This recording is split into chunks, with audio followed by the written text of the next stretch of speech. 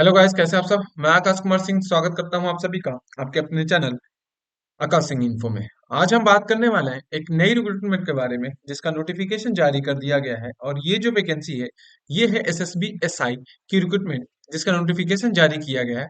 सशस्त्र सीमा बल की ये वैकेंसी है जो सब इंस्पेक्टर की पोस्ट पे निकली हुई है। और ये जो वैकेंसी है 111 पोस्ट पे निकली हुई है। तो इसी वैकेंसी के बारे में हम डिटेल में समझने वाले हैं कि टोटल इसमें क्या एलिज लिमिट मांगा है और इसके बाद क्या क्वालिफिकेशन मांगा है। फिर बात करेंगे इसके सिलेक्शन प्रोसीजर के बारे में, देन इसके एग्जाम पैटर्न के बारे में। तो चलिए शुरू करते हैं वीडियो को। और जिन्होंने अभी अभी मेरे चैनल को सब्सक्राइब नहीं किया है जाके मेरे चैनल को सब्सक्राइब कर लें, बेल आइकन को दबा दें ऐसे ही गवर्नमेंट जॉब नोटिफिकेशन के लिए। अगर मैं बात करूं तो ये एसएसबी की वैकेंसी निकल के आ रही है जो एसआई की पोस्ट के लिए है। और ये कितने पोस्टों पे निकली हुई है, तो ये निकली हुई 111 पोस्ट पे ये वैकेंसी निकली हुई है। चार इसमें अलग अलग डिफरेंट डिफरेंट सब इंस्पेक्टर की पोस्ट रखी गई है, जिसमें प्यून, ड्रॉप्टमैन, कम्युनिकेशन और स्टाफ नर्स जो कि फीमेल के लिए ये रखा गया है। रजिस्ट्रेशन जो डेट है वो काउंट होगा 30 दिन जब से एडवर्टाइजमेंट जारी कर दिया गया है। एडवर्टाइजमेंट कब जारी किया गया है, तो 19 अक्टूबर को एडवर्टाइजमेंट इसका आया है। अब यहाँ से 30 दिन आप जोड़ लीजिए कि कहाँ तक होगा। तो अगर मैं यहाँ से 30 दिन जोड़ता हूँ तो आपके पास 19 नवंबर 18 से 19 नवंबर तक टाइम है इस फॉर्म को फिल करने के लिए। ठीक है। एप्लीकेशन जो होगा वो ऑनलाइन फिल होगा। एप्लीकेशन जो है ऑनलाइन ही मोड में फिल होगा और पेमेंट भी ऑनलाइन ही होने वाला है। ठीक है। तो चलिए आगे बात करते हैं। तो सबसे पहले मैं अगर दिखा दूं इसका नोटिफिकेशन, तो ये लिखा है advertisement number 338 RC SSB combined advertisement sub inspector 2023 government of India minister of home affairs. तो ये निकला है किसके लिए, सब इंस्पेक्टर की पोस्ट के लिए, जिसमें peon, draftsman, communication and staff nurse की ये पोस्ट निकली हुई है जो कि ग्रुप बी की वैकेंसी है। और ये ग्रुप बी की वैकेंसी निकली है। इसमें सबसे पहले अगर मैं बात करूं तो नेशनैलिटी की बात करूं तो आपका जो सिटीजनशिप होना चाहिए वो सब इंस्पेक्टर की पोस्ट के लिए मेल और फीमेल के लिए जितने भी पोस्ट है उसमें इंडियन सिटीजन होने चाहिए। ठीक है। और नेपाली और भूटानी एज अ सब्जेक्ट हो सकता है आपका।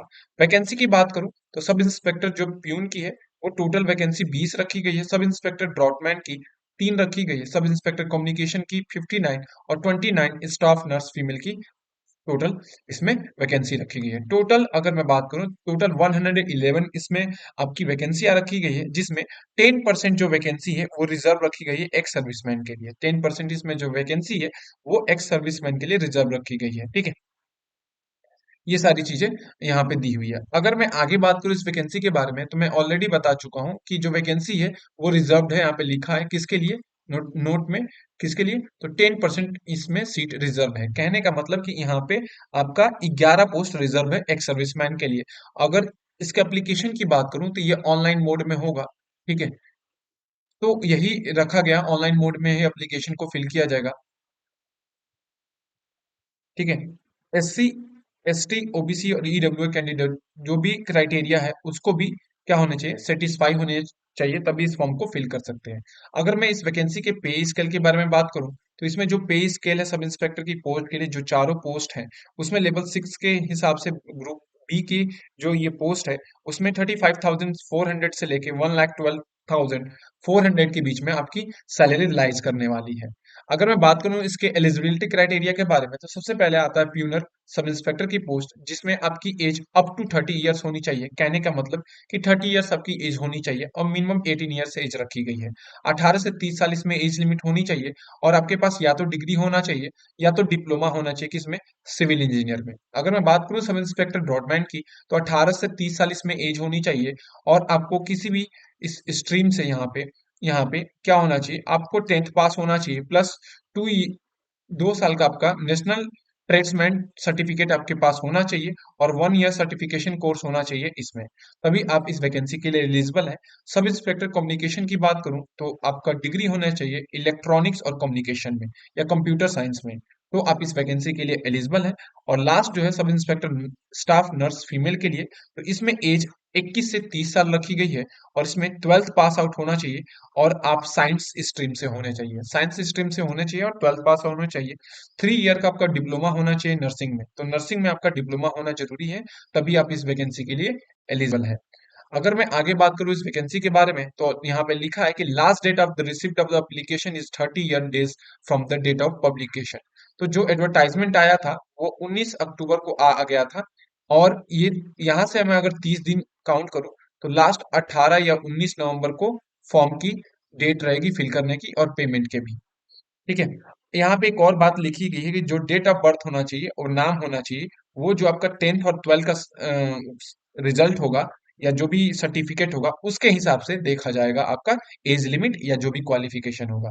अगर एज लिमिट की बात करूं तो यहाँ पे मैं ऑलरेडी बता चुका हूँ, मैक्सिमम मिनिमम 18 साल एज होनी चाहिए और मैक्सिमम आपकी 30 साल एज लिमिट रखी गई है। जबकि अगर मैं एज में छूट की बात करूं तो जो एज रिलैक्सेशन रखा गया है एससी और एसटी के लिए वो 5 साल रखी गई है, जबकि ओबीसी के लिए ये एज लिमिट 3 साल रखी गई है। एक्स सर्विसमैन के लिए 10% छूट है, इस सीट में रिजर्व है, और 3 साल के लिए इसमें एज में छूट रखी गई है। किसके लिए? तो एक्स सर्विसमैन के लिए। जबकि अगर मैं बात करूं जो सेंट्रल गवर्नमेंट या उसके रिलेटेड जॉब करते हैं उसमें जो एज रिलैक्सेशन है एससी और एसटी के लिए वो 5 साल है और ओबीसी के लिए 3 साल रखी गई है, एक्स सर्विसमैन के लिए भी 3 साल। मैं ये ऑलरेडी ऊपर बता चुका हूँ। इसके बाद अगर हम बात करें तो इसके बारे में बात करते हैं कि जो एसएसपी एसआई की ये जो पोस्ट है इसमें सिलेक्शन प्रोसीजर किस बेसिस पे होगा। सबसे पहले इसकी ऑफिशियल वेबसाइट यहाँ पे दी है, तो ये देख लीजिए www.SSBRECTT.gov.in। तो यहाँ से जाके इस फॉर्म को आप फिल कर सकते हैं अभी से, क्योंकि ऑलरेडी फॉर्म फिल होने चालू हो गए हैं।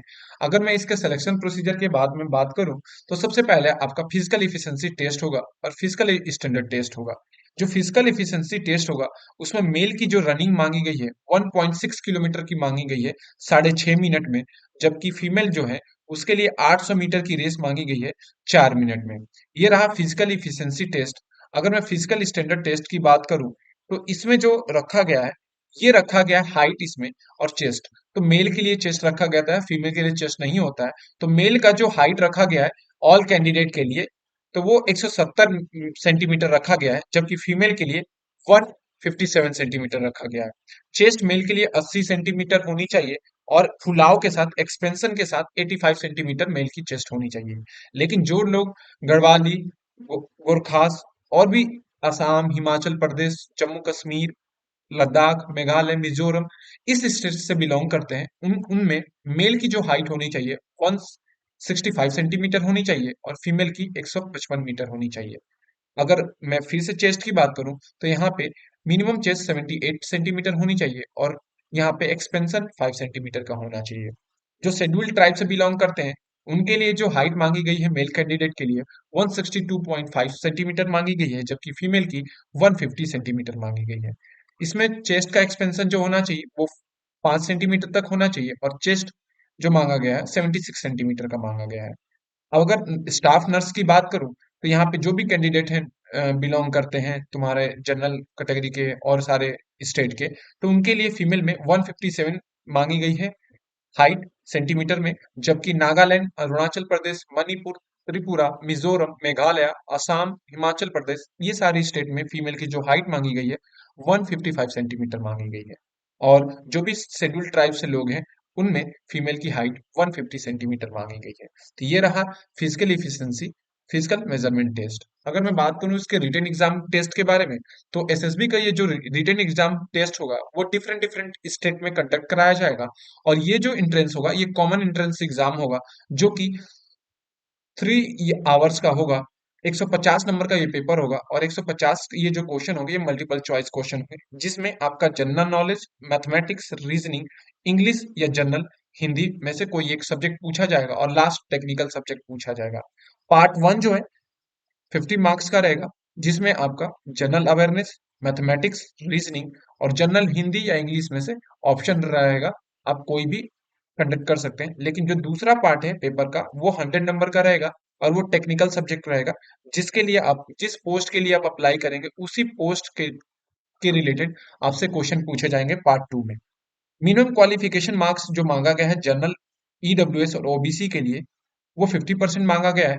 मतलब 150 का अगर मैं 50% निकालूं तो यहाँ पे अगर आता है 75% आपके नंबर होने चाहिए, मतलब 75 नंबर होंगे तो आप क्वालिफाइड है रिटेन एग्जाम में। जबकि एससी और एसटी के लिए 45 सेंटीमीटर 45% मांगा गया है क्वालिफिकेशन मार्क। किसके लिए? तो कॉमन एंट्रेंस एग्जाम के लिए। फाइनल मेरिट लिस्ट जो रहेगी वो रिटन एग्जाम पे ही क्या की जाएगी, जारी की जाएगी। फाइनल यहाँ पे लिखा है कि final merit list will be prepared on the basis of marks obtain by the candidate in the written exam.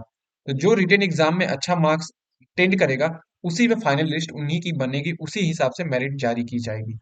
अगर मैं आगे बात करूं तो डॉक्यूमेंट रिलेटेड जो रहेगा, इसके बाद आएगा आपका डॉक्यूमेंट वेरिफिकेशन होगा, देन आपका मेडिकल एग्जामिनेशन होगा। तो पहले डॉक्यूमेंट वेरिफिकेशन होगा, देन आपका मेडिकल एग्जामिनेशन होगा। और ये रहा final result. Final merit list shall be drawn on the basis of marks obtain on the written exam.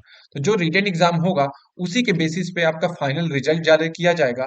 और याद रखिएगा, पार्ट वन जो क्वालिफाई होगा वही पार्ट टू के लिए भी एलिजिबल होगा। The candidate who secure more marks in the part second will be rank the higher. और जो सेकेंड पार्ट का जो टेक्निकल पार्ट था उसमें अगर नंबर ज्यादा पाएगा तो वही हायर रैंक के लिए एलिजिबल होगा, नहीं तो और कोई नहीं होगा। तो ये रहा इस वैकेंसी से रिलेटेड सारी इंफॉर्मेशन डिटेल में। अगर आपको मेरा वीडियो पसंद आया, मेरे चैनल को लाइक करें, सब्सक्राइब करें और शेयर करना ना भूलें। पीडीएफ की लिंक मैं अपने टेलीग्राम ग्रुप में दे दूंगा, डिस्क्रिप्शन में जाके आप देख सकते हैं। Thank you.